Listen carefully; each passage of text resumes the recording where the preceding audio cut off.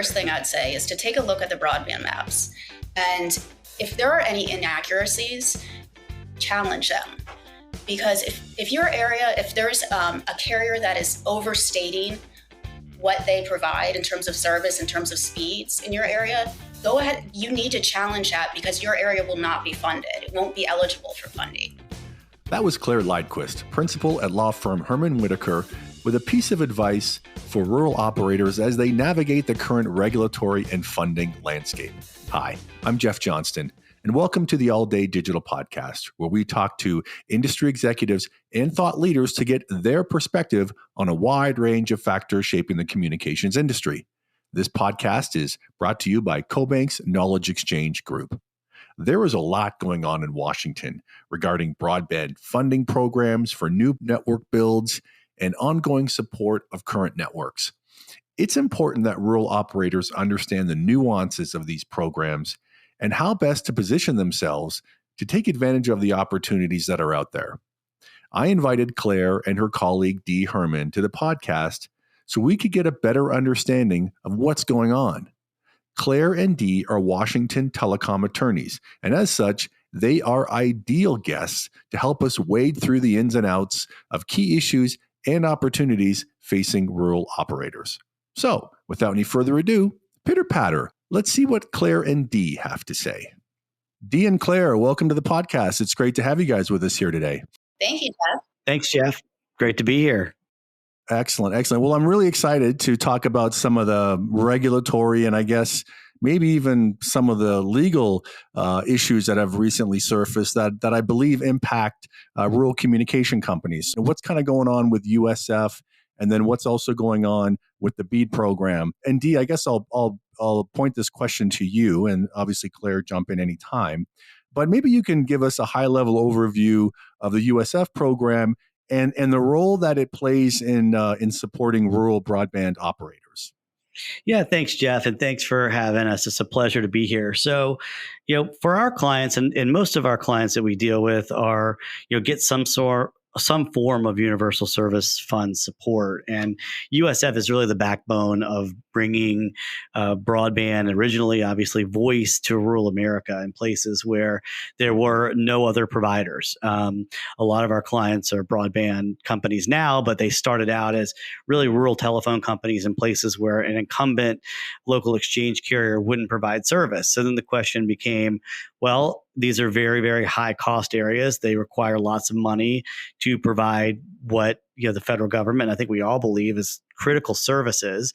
And that's sort of where obviously the Universal Service Fund came out of. Originally supporting voice, really morphed now into supporting broadband, and then other initiatives as well. Obviously, E-rate, rural healthcare, and as we enter this age of sort of, and I know we're going to talk about BEAD money, and we're going to talk about just support for how do we get coverage, broadband coverage, reliable broadband services to every person in the United States that wants it.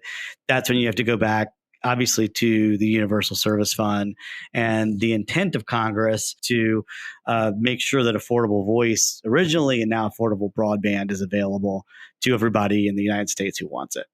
Yep, great. Okay, that's an excellent overview. Clare, Dee referenced it, but I'd love to get kind of your overview on this BEAD program.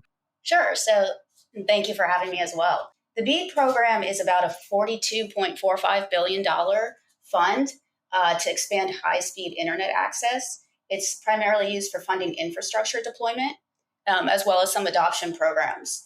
It will be funding unserved and underserved locations. So unserved is defined as locations that do not have access to 25/3 services, and underserved is defined as locations that do not have access to 100/20 megabits per second. NTIA is running the program.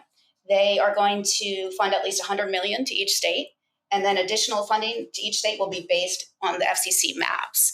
So basically, how many locations are unserved within a state? If a state has more unserved locations, they will get more funding. I was just going to add, so it's interesting now where you've got the Universal Service Fund, and you've got, folks as part of the Universal Service Fund who have taken this, an ACAM approach, which is essentially, an alternative model of high cost support without getting too much in the weeds on it. And then you've got all of the BEAD money that's out there. And, as Claire mentioned, $42 billion of BEAD money. And then the question is going to become not only sort of how do they play together? I think we should talk about that, but also what happens once all the money is spent? Where are we on USF? Not only in the Universal Service Fund and ACAM and rural healthcare, but where are we after all the BEAD money is spent and the $42 billion goes out to build networks? And how do we in the future support the networks? Yeah, it certainly is unprecedented, but you raise a really interesting point. It does feel like there could be a certain amount of overlap, perhaps even so to the detriment of existing USF recipients. If all of a sudden their markets are overbuilt with BEAD money, what happens in that scenario to the incumbent provider? Well, I'll take the first crack at it. Claire, I'm curious your thoughts as well. I mean, one of the things that, is going to be interesting in what we're hearing. So certainly the FCC as part of the Universal Service Fund is looking at, another version of ACAM. This would be enhanced ACAM that would get 100 by 20 speeds. And the general idea and the consensus as we're recording this today is that, if the FCC were to adopt enhanced ACAM, those areas would not be eligible for BEAD funding. So ideally, it would make BEAD funding, go farther because you're really dealing with areas where there's already, not someone there who is federally subsidized. I think there's a lot of agreement that, what we don't want is necessarily federally subsidized competition in lots of places. Now, Jeff, what makes it a little bit more complicated though is,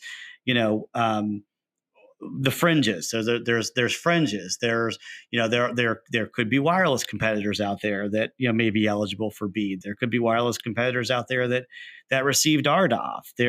If there were a bright line on this, I think it would make it a lot easier. And unfortunately, or fortunately, depending on where we get to with the maps, that's sort of where the broadband data maps become a lot more important because how the funding is going to be given out is going to be based on the maps. Yeah, and just to back up on that point, ACAM carriers right now are required to build out to a level of 25.3. And then in some areas, just 10.1 or even 4.1. So they've already spent federal subsidies to build out these areas. But all of those areas would be considered unserved or underserved under BEAD. And so when carriers go to apply for funding under BEAD, they could literally apply for funding in the ACAM study areas. And granted, the ACAM carriers could as well apply for BEAD, but they're not guaranteed to get it. And so you could have two federally subsidized competitors in an area that has already been deemed high cost. Yeah, it's a good point because really without a change in ACAM, you could make an argument, and then people are, hey, BEAD money should just be everywhere. And of course, it makes it go, maybe not to the places that actually need broadband service, which you could argue is the point of BEAD in the first place. Right, because I'm sure there are areas out there that aren't even covered by ACAM that don't even have 25.3, right? But these ACAM carriers already have infrastructure in place. So if the FCC were to go ahead and pass eACAM, they could take advantage of that. They already have infrastructure, then they could build that out. And then BEAD could be used for areas that really need it. Enhanced ACAM, I guess, is what you're referring to. I mean, in theory, that makes a lot of sense. But let's talk about how this whole situation, I guess, potentially gets even further complicated as we start to introduce the states and the telecommunication offices at the states, because if I've got it correct, they're the ones that are going to be administering BEAD money. How does this all work? I mean, if the federal government, the FCC's ACAM program needs to somehow work alongside the states as they dole out BEAD money, it just seems like we're trying to herd cats here. Yeah, absolutely. Because I think what you've seen with the federal agencies is there is coordination between the federal agencies with Reconnect and RDOF. Certainly, those like USDA and the FCC have been coordinating. I think NTIA and the FCC and USDA have also coordinated. But I would be a little bit unsure about each of the 50 states, especially since a lot of these offices are brand new. to Claire's point, you've got this, lots of state broadband offices that are now, harnessing billions of dollars, and how they're going to allocate it. And so then and Jeff, you didn't say this, but I will. It sort of goes to who's got the better lobby, which special interest is the most special, which technologies are you gonna support? BEAD there is a strong, at least when it started out, a strong preference toward fiber. There's a lot of wireless folks out there. There's obviously, there's SpaceX out there. There's people who are saying, well, wait, we can provide these same speeds, not necessarily just by fiber. And you're right, it becomes a street fight on the state level. And that is in addition to lots of states not having already, allocated funds from the previous stimulus programs. So you've got BEAD that's on top of ARPA, and some states have been very aggressive in those funding opportunities, and some are holding on to them and still sort of coming up with a plan. And then add to that, a lot of states are going to try to use their own maps, not the FCC's broadband data collection map, to either cross-check or use that to allocate money. Not only do the states have the ability to sort of enter into the funding, but they also have the ability to acquire their own maps. So, and the backdrop of all this is sort of, I wouldn't call the FCC a bystander by any means. I think when it comes to universal service, the FCC is still a critical player. But with all these other funding, you've got lots of other federal agencies, as Claire mentioned, NTIA especially, that are sort of exerting a lot more power and control over the process.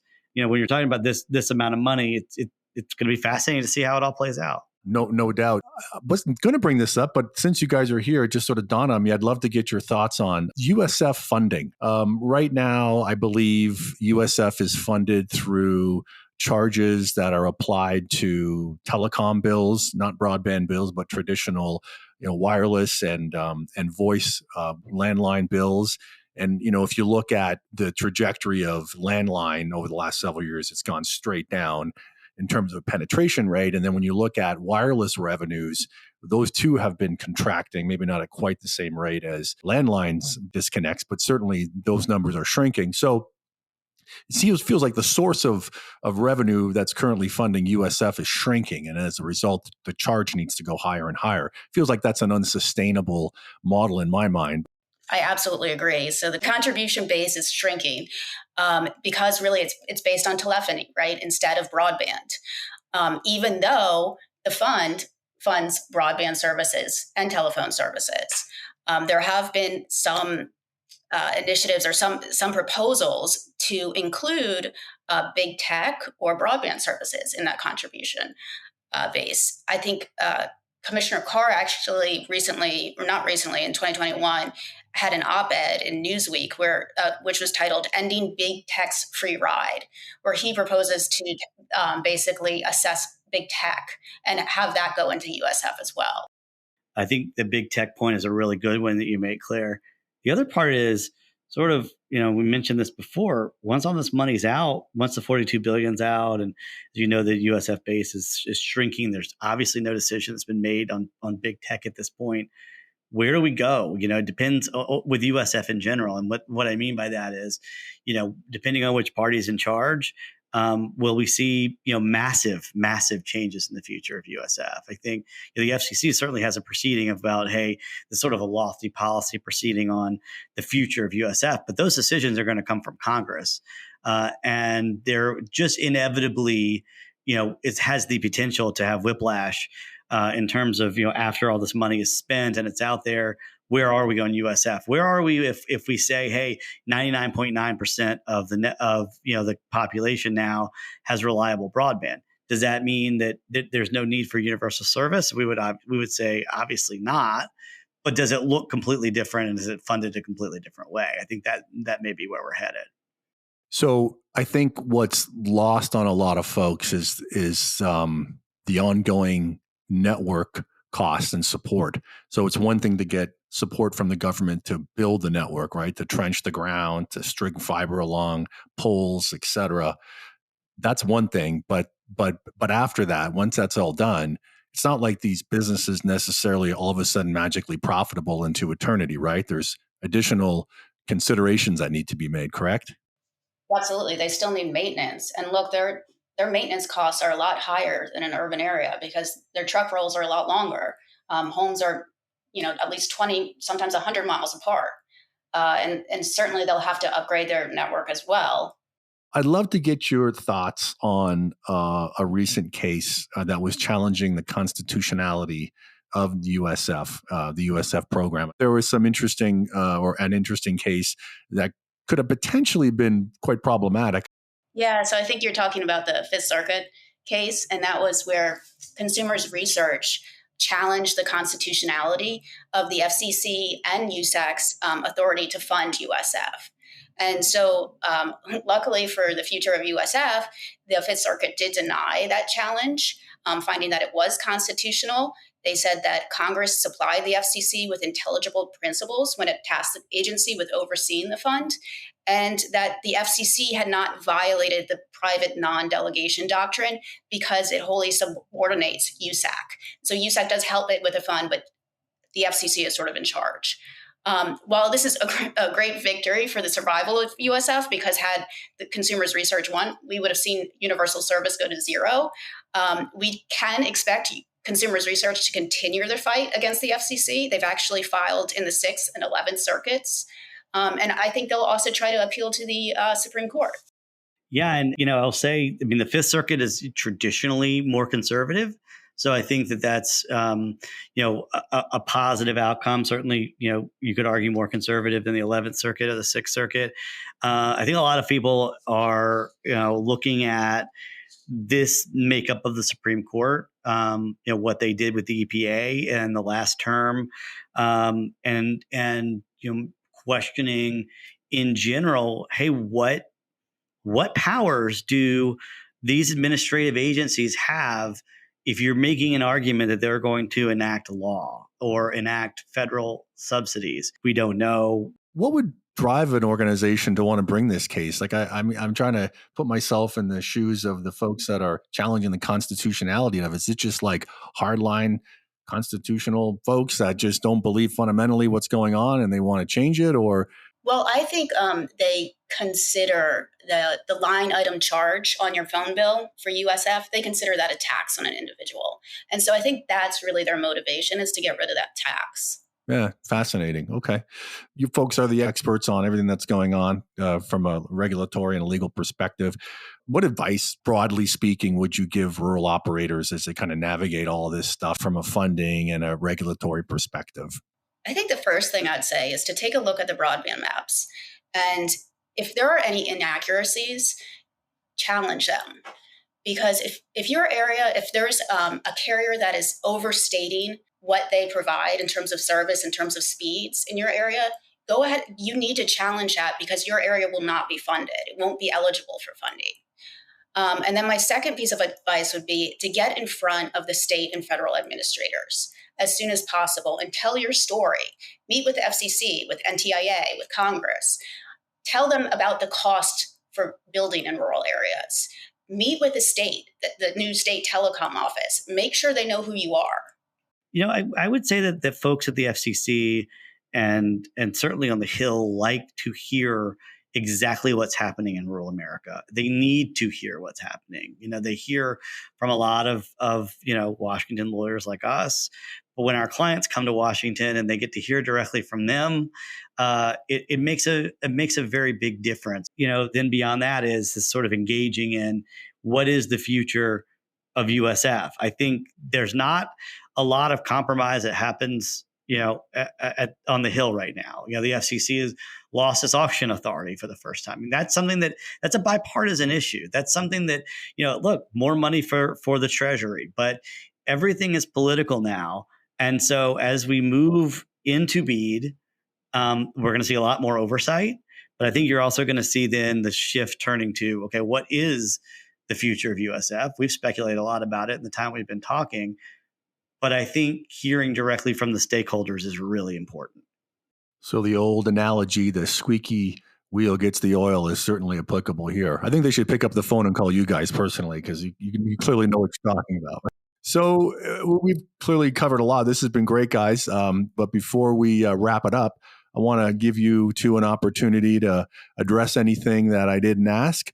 So I'll just sort of throw it out there. If you have any closing comments or additional thoughts, I would love to hear them. One thing that we didn't really touch upon, because really it's not part of universal service, is the new program, the Affordable Connectivity Program, or ACP. And so that's a $14 billion fund to provide a subsidy to low-income individuals, specifically for broadband service. Everybody who's eligible for that fund signs up, then that fund would probably be exhausted within 2 years. At which point, if Congress doesn't renew it, the FCC would have the option to put it under universal service. But that would literally double what would be needed for universal service. Because right now we're seeing universal service is about a little bit over $8 billion a year. And I think the predicted amount for the Affordable Connectivity Program, assuming everyone signs up for it, is about $8 billion a year. So it would double that, and we would have an even worse problem with the contribution base. No, that's a good point. I mean, this whole USF reform and how we fund the program going forward is a pretty big issue, because it feels like it'll come a day where we're going to be running into some serious funding issues. Absolutely, and compound that with this consumers research group. So, well, Clare and Dee, this was just fantastic. Sincerely appreciate you two taking time out of your very busy day to chat with me today. So thank you for being on the podcast today. Thank you, Jeff. Thanks for having us. A special thanks goes out to Clare and Dee for joining us on the podcast today. Despite the unprecedented amount of money that's been allocated to the rural broadband industry, it's clear we still need more. And to make matters worse, there is a good bit of uncertainty surrounding how future funding needs will be met. Despite all of this, it is also clear that rural operators need to be proactive in reaching out to state and federal officials to ensure their needs are understood and met. Hey, thanks for joining me today, and watch out for the next episode of the All Day Digital Podcast. The information provided in this podcast is not intended to be investment, tax, or legal advice and should not be relied upon by listeners for such purposes. The information contained in this podcast has been compiled from what CoBank regards as reliable sources. However, CoBank does not make any representation or warranty regarding the content and disclaims any responsibility for the information, materials, third-party opinions, and data included in this podcast. In no event will CoBank be liable for any decision made or actions taken by any person or persons relying on the information contained in this podcast.